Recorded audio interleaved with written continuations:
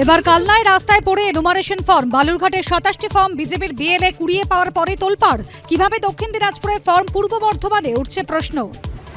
SIR form বিতরণে বিতর্ক অব্যাহত। এবার পিংলায় ফর্ম বিলি বিএলওর স্বামীর। সঙ্গী তৃণমূলে পঞ্চায়েত সদস্যের কাজের চাপেই স্বামীকে দিয়ে ফর্ম বিলি, স্বীকারোক্তি বিএলওর।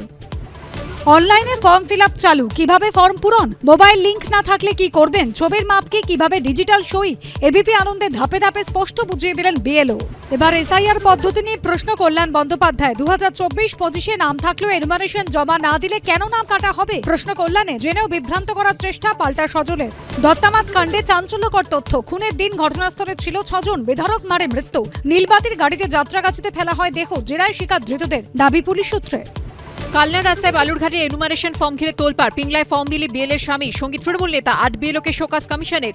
8 বিএলের বিরুদ্ধে এফআইআর নির্দেশ। সুব্রজিতের সঙ্গে দেখুন সন্ধ্যে 6টায়।